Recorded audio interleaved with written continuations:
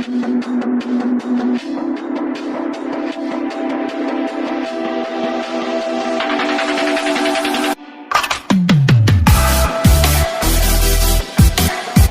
alaikum, this is the host MJ Malik with the latest episode of Crick Talk with MJ Malik। 8 मार्च को ख़वातीन एक rally निकालती जिसमें अपने हुकूक के लिए वो एक आवाज़ उठाती हैं और डिफरेंट किस्म के स्लोगन लेके आती हैं। उनमें से एक स्लोगन होता है अपना खाना खुद गर्म करो। इस किस्म का एक नैरेटिव पाकिस्तान के साथ भी सूट करता है कि अपने मैचेस खुद जीतो, यानी कि आपको किसी पे डिपेंडेंट होने की ज़रूरत नहीं होती। आपने नतीजा आज देख लिया कि जब आप किसी पे डिपेंडेंट होते हैं कहीं ना कहीं से एक जगह से आपको चपेट खानी पड़ जाती है, और वही कुछ हुआ है आज के मैच में, इंडिया और साउथ अफ्रीका के मैच में। आपने पहली बात है लास्ट ईयर पे जो वर्ल्ड कप अगर आप उठा के देख लें, उसमें आपने कन्विंसिंगली 5 के 5 मैचेस जीते और कहीं पे आपको डिपेंडेंसी दूसरी टीमों के ऊपर नजर नहीं, और कन्विंसिंगली आप सेमीफाइनल में, ऑल दो के सेमीफाइनल में आपकी लक अच्छी नहीं थी और आप ऑस्ट्रेलिया से हार गए, लेकिन आपकी एक इंटेंट, आपकी परफॉर्मेंस आ रही थी। एक तो सब कॉन्टिनेंट पिचेस थी, आपको नाइस इजीली बैट पे बॉल मिल रही थी। दूसरा ये था कि आपके बैट्समैन उस टाइम इनफॉर्म थे और सबने परफॉर्म किया, लेकिन कहीं ना कहीं एंड के ऊपर आपकी लक अच्छी नहीं थी और आप वो सेमीफाइनल के अंदर मैचेस हार गए। दूसरी बात है, जब आप किसी पे डिपेंडेंट रह रहे हैं तो आपने उनके साथ भी अच्छा तो नहीं किया हुआ। 2009 की चैंपियंस ट्रॉफी उठा के देखें, वहां पे जब आपको ऑस्ट्रेलिया से जीतने की जरूरत थी तो आप जो थे, तब पाकिस्तान की टीम ऑस्ट्रेलिया से 2 विकेट से हार गई थी और इंडिया जो टूर्नामेंट से बाहर हो गई थी। तो वो भी आपको याद होना चाहिए कि पाकिस्तान तब भी ऑस्ट्रेलिया से हारा था। तो आज इंडिया तब के बदले उतार रहा है। इस एक दफ़ा उन्होंने लास्ट टाइम 2019 के वर्ल्ड कप में बदला उतारा, और अब आके कल आज का जो मैच है उसमें भी उन्होंने आपको टूर्नामेंट से बाहर निकालने में कोई कसर नहीं छोड़ी। बात करते हैं जी आज के मैचेस की। सबसे पहले पाकिस्तान का मैच हुआ है जी, और दूसरी बात है कि आप सुबह सुबह 8 बजे उठ के बिला वजह के वो मैचेस देख रहे हैं जिनसे आपको कोई तुक भी नहीं, और जिनको आप उठ के सिर्फ देखते हैं यार आज मैच है, आप हमारा मैच 1-2 बजे हम आराम से उठ के देखेंगे। लेकिन आज आप 8 बजे उठ के जिम्बाब्वे और बांग्लादेश का मैच देख रहे हैं, जिससे आपका अब आपको कनेक्शन बनाना पड़ा कि ये मैच हमारे लिए इंपॉर्टेंस हो गया। यानी कि आपके एक मैच नहीं था, आज आपके 3 मैच थे, तीनों मैचेस में टीवी के साथ चिपके हुए थे और तीनों में देख रहे थे रिजल्ट क्या आता है। खैर, रिजल्ट 2 में हमारी फेवर में आया और 1 में हमारी फेवर में नहीं आया, और पाकिस्तान टूर्नामेंट से बाहर होने के चांसेस जो है वो ब्राइट हो गए हैं। अभी भी कुछ एक वो कहते हैं एक साइ ऑफ होप अभी भी है, लेकिन उसमें भी वो कहते हैं it's asking for too much वाली बात है कि आप टीमों से टू मच एक्सपेक्ट कर रहे हैं कि वो आपके लिए खेलेंगे। खैर, वो आपके लिए तो नहीं खेलेंगे, लेकिन उनके अपने चांसेस बहुत ज़्यादा हैं। पाकिस्तान अगर आगे क्वालिफाई करना चाह रहा है तो सिनेरियो पाकिस्तान के लिए कुछ इस तरह है कि पाकिस्तान अपने दोनों रिमेनिंग मैचेस कन्विंसिंगली जीते और इंडिया अपने 2 मैचेस से एक मैच जो हार जाए और जिम्बाब्वे के खिलाफ में कोई टफ क्लैश चले, फिर जाके पाकिस्तान के कोई ब्राइट चांसेस होते हैं कि पाकिस्तान आगे प्रोसीड कर सकता है। Otherwise it's asking for too much for Pakistan. और उसके अलावा चौथा एक और इसमें सिनेरियो है कि जिम्बाब्वे अपने 2 में से एक मैच भी हारे, तब भी पाकिस्तान का चांस बनता है। तो पाकिस्तान के लिए साथ में टू मच के वो उसके बाद उसके पुप्पी मर जाए, उनका प्लेन क्रैश हो जाए और कहीं पे सैलाब आ जाए, और अभी जो बारिश हो रही है, इतनी बारिश आएंगी स्टेडियम में पानी भर जाए और मैचेस ना हो। हाँ, मैचेस ना होने वाले भी एक सिनेरियो कि कहीं रेन होती है, 2-3 मैचों के अंदर इंटरप्शन की वजह से वॉश आउट हो जाते हैं क्योंकि बारिशों का वहाँ पे बहुत ज़्यादा सीजन चल रहा है। तो अगर इंडिया के दोनों मैचेस में बारिशें हो जाती हैं, तब भी रेन की वजह से अगर वॉश आउट हो जाते हैं, तब भी पाकिस्तान के चांसेस ब्राइट बन जाते हैं।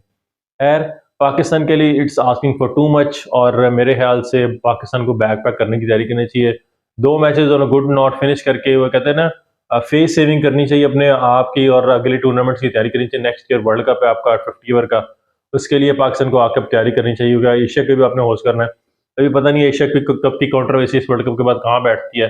फिलहाल तो वो इस वर्ल्ड कप की वजह से चुप हो गए थे सारे, और अभी देखते हैं। देखें, आप आगे क्वालिफाई करने के लिए भी इंडिया के डिपेंडेंट हैं, तो आगे अपनी क्रिकेटिंग बोर्ड को रन करने के लिए किस पे डिपेंडेंट होंगे, ये भी एक बड़ा क्वेश्चन मार्क राइज होने वाला है। खैर, बात करता हूँ आज पाकिस्तान का। सबसे पहले जो मैच था जिम्बाब्वे और बांग्लादेश का, बड़ा क्लोज मैच चला और एक ड्रामेटिक फिनिश के साथ मैच खत्म हुआ है। और एक्सपेक्ट किया जा रहा था कि जिम्बाब्वे मिड वे के अंदर, जिस तरह की हाफ यानी कि 3 क्वार्टर में Zimbabwe down to the neck था, और उसके बाद उन्होंने क्या अच्छी इनिंग एंड में विलियम्स ने खेली है और वो क्लोज लेके आ गए।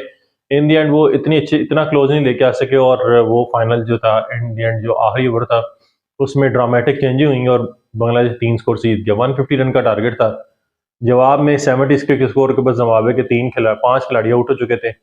विलियम्स और बर्ल्ड की जो अच्छी इनिंग थी, उन्होंने दोनों ने मिलके 50 प्लस का स्टैंड खड़ा किया वो क्लोज ले आए थे, लेकिन शाकिब अल हसन का जो ओवर था वो क्रूशल साबित हुआ। शाकिब अल हसन ने जो रन आउट किया विलियम्स को, उसके बाद मैच टोटली बदल के रख गया।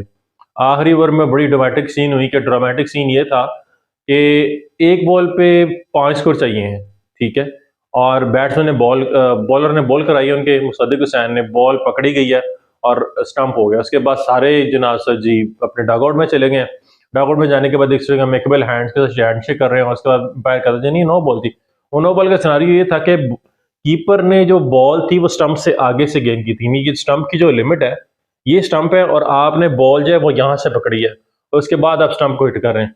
तो इस वजह से जो वो रन बॉल थी वो नो बॉल करार दी गई और दोबारा जिम्बाब्वे को मौका मिला, लेकिन उससे वो कैपिटलाइज नहीं कर सके और इन दी एंड वो 3 स्कोर से वो मैच हार गए। अगला मैच पाकिस्तान का था। पाकिस्तान ने बॉलिंग तो बड़ी अच्छी की, मोहम्मद वसीम जूनियर भी ऑलमोस्ट सेटरी करते करते रह गए, और इसके अलावा हारिस रऊफ की जो सीरियस पेस थी, मैंने आपको पहले कहा था कि अगर इस किसी भी कोई पिचेस के ऊपर पाकिस्तान के पास जो पेस अटैक है वो किसी न किसी का मुंह तोड़ेगा। लास्ट टाइम 2003 के अंदर भी पाकिस्तान के पास ऐसा ही कुछ पेस अटैक था, लेकिन वो पहले राउंड से बाहर हो गए।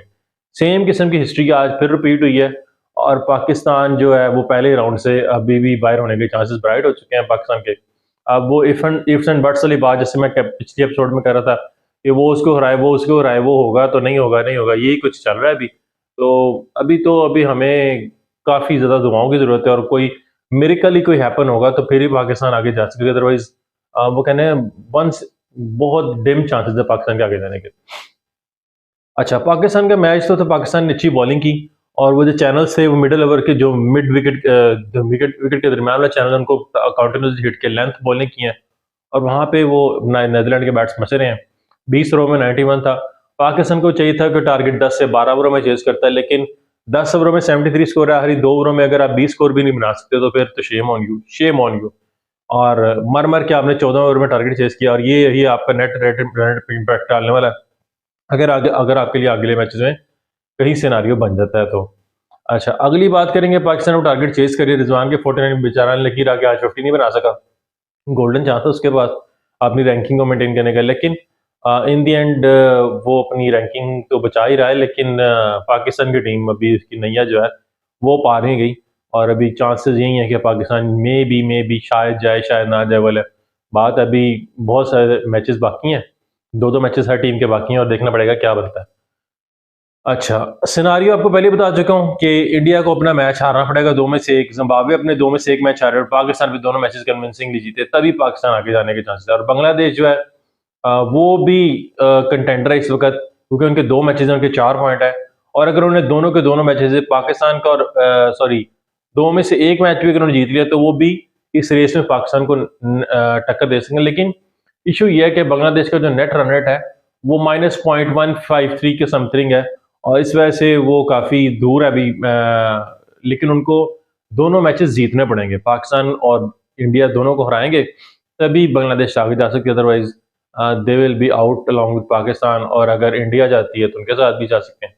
खैर, अभी तो बहुत ज़्यादा ड्रामा बाकी है इस टूर्नामेंट के अंदर।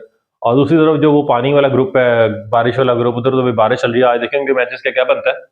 खैर, नेक्स्ट मैच पे चलते हैं। तीसरा match India versus south Africa का मैच था।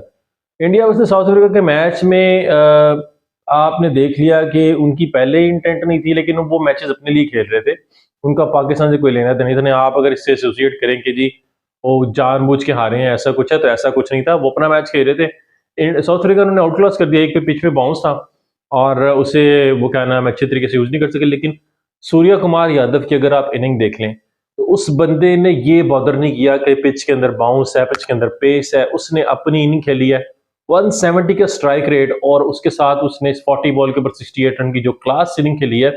उससे नजर आता है कि उस बंदे के अंदर वाकई एक सुपर नेचुरल टैलेंट है कि वो हर किस्म की पिच के ऊपर अपनी यानी कि आप आते हैं, आपके इंटेंट है, डिस्पाइट की सिचुएशन क्या है, डिस्पाइट की कंडीशन क्या है, आपने सिर्फ जाके अपनी गेम इम्प्रोवाइज करनी है, और वही उसने किया। आपने प्लान को एग्जीक्यूट किया और इन द एंड वो 68 रन की इनिंग खेल गया।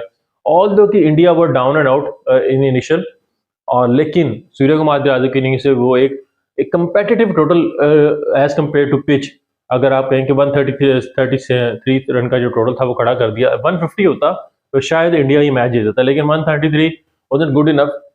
और इन दी एंड जवाब में जो बैटिंग की है डेविड मिलर ने, और लेकिन शुरू में साउथ अफ्रीका भी स्ट्रगल कर गई थी, 3 के ऊपर उनके 2 खिलाड़ी आउट हो चुके थे, लेकिन मार्करम और डेविड मिलर की पार्टनरशिप के लगने से उन्होंने मैच को काफ़ी अच्छा कंट्रोल किया और वो इन दी एंड जो मैच था वो कन्विंसिंगली 5 विकेटों से जीत गए हैं। और क्या ही अश्विन के ऊपर उन्होंने असॉल्ट किया। अब लोग बात कर रहे हैं कि जी इंडिया ने अश्विन को पहले लगा दिया, ये कर दिया, वो कर दिया। इशू ये है कि इंडिया के पास स्कोर नहीं था। इंडिया के पास 25 स्कोर था और वो उन्होंने डिफेंड करना था इन 3 ओवर 18 बॉल्स के ऊपर। वहां पे उसने अश्विन को लगाया और अश्विन के ऊपर उन्होंने हिटिंग किया और वो एकदम मैच सारा बदल गया। मैच ऑलमोस्ट साउथ अफ्रीका के हैंड में पहले ही चल रहा था, लेकिन वहां पे मैच जो था वो कन्विंसिंगली उनके हाथ में आ गया था साउथ अफ्रीका के। लेकिन इशू ये है कि हमारे मैच में इशू ये था कि आपको 3 ओवर में 48 स्कोर चाहिए। अगर आप नवाज को शुरू में यूटिलाइज कर देते, अगर 17 ओवर भी लगा देते, 18वें ओवर में लगा देते, तो नवाज का फायदा ये था कि 10 से 15 या 16 स्कोर भी पड़ते तो आखिरी 2 ओवर में आप डैमेज कंट्रोल कर सकते हैं। लेकिन खैर वो रात की बात की वाली बात हो चुका है, वो मैच गुजर चुका है और आपने बहुत सारी गलतियां की हैं, उससे आपने सीखा नहीं है और सेकंड मैच में भी गलतियां रिपीट हुई और अभी आपको लाले पड़े हुए हैं जान के कि अभी आप टूर्नामेंट में सर्वाइव करते हैं नहीं करते। ऑलमोस्ट चांसेस ये हैं कि पाकिस्तान बाहर हो जाएगा, लेकिन let's hope for the best. हम भी वही होप करें कि पाकिस्तान किसी ना किसी मिरेकल का हम भी इंतजार कर रहे हैं, क्योंकि एज ए फैन हम भी चाहते हैं कि पाकिस्तान टीम आगे जाए और हमें कुछ एक साई ऑफ होप मिले, लेकिन फिलहाल अभी कोई चांसेस नजर नहीं आ रहे। अच्छा, अगली बात करते हैं जी इंडिया की फील्डिंग की, यानी कि इंडिया ने जो उनकी जो एक्टिंग थी आज, वो विराट कोहली ने एक्टिंग में अनुष्का शर्मा को भी पीछे छोड़ दिया। यानी कि आपने इजी कैच को छोड़ा है, इतने हाथों में कैच के बाद Rohit Sharma run out miss किया, लेकिन यार ये उनके मैटर्स हैं, उनके मैटर्स में हम इंटरफेयर नहीं कर सकते। उनकी परफॉर्मेंस है वो जाने, उनका बोर्ड जाने, उनकी टीम जाने, उनके फैन जाने।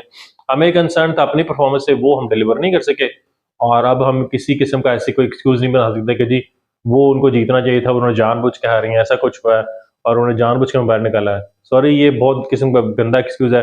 मैं तो पहले ही कह रहा था कल के वीडियोस के अंदर की कि पाकिस्तान को इंडिया को सपोर्ट नहीं करना चाहिए। लेट देम प्ले, जो रिजल्ट आएगा हमें उसको अमेकेबली बियर करना चाहिए। यार रिजल्ट हमारी फेवर में नहीं आया, अब देखते हैं कि नेक्स्ट मिरेकल क्या होता है। इंडिया अगला मैच हारता है नहीं हारता, जिम्बाब्वे के साथ क्या होता है और बांग्लादेश कहाँ पे चढ़ा। और हमारे मैचेस जो 2 है उनमें से 2 मैचेस जो है, एक हमारा मैच है साउथ अफ्रीका के साथ और साउथ अफ्रीका का इंटेंट यही नजर आ रहा है कि हम पे भी आके असॉल्ट ही करना है। लेट्स होप सो कि क्या होता है। अच्छा, उसके बाद बात करेंगे कि जी एक स्टेटमेंट मीडिया के ऊपर चल रही है। वसीम अकरम ने अपनी बुक, सुल्तान के नाम से कोई उनकी बुक आ रही है, स्विंग ऑफ सुल्तान ऐसे कुछ बुक है, उसमें रिवील किया है कि जी वो आफ्टर रिटायरमेंट जो है वो ड्रग एडिक्ट हो गए थे। कन्फेशन किया उन्होंने, ड्रग एडिक्ट हो गए थे। और फिर मुझे उनकी वो एक एड बचपन में याद आती है कि जो वो जना ये मॉडर्न पार्क के अंदर रनिंग कर रहे होते हैं, उनके जो मेमोरेबल मोमेंट्स है कैरियर के वो चलाए जा रहे होते हैं और इन दी एंड जो है अदील हाशमी जो थे वो उनसे गेट पे जाके पूछते हैं वसीम भाई आप थकते तो नहीं है, तो वो कहते हैं मैं स्मोकिंग नहीं करता। तो उसके बाद जो कल की उनकी स्टेटमेंट आई है तो मुझे हैरानगी हो रही है कि वसीम अकरम ने ये कन्फेशन बाद में क्यों किया। यार उनकी आज एक क्लियरनेस उसके ऊपर आ गई है कि जब मेरा करियर खत्म होगा था I was nothing to do और मैं सोच रहा था कि मैं अभी आपको फर्दर क्या एडवांस करूँ, इनकम भी इतनी सेविंग नहीं थी और इस किस्म की डिप्रेशन के अंदर मैंने ड्रग स्टार्ट कर दी, कोकीन या ऐसा कोई नशे करने शुरू कर दिया। लेकिन her wife help her out to get out that scenario और उसके बाद से वो अभी काफ़ी बेहतर है। होप सो कि अब वसीम अकरम बेहतर रहेंगे और अगली आने वाली जो जनरेशन है उसको ऐसा कोई इशू फेस करना नहीं पड़ेगा। तो this is what we have in today's episode. Channel को काइंडली सब्सक्राइब करना मत भूलिएगा और चैनल को सब्सक्राइब कर for the latest update about cricket and other sporting event. This is what we have in today's episode. Thanks for watching. Over and out.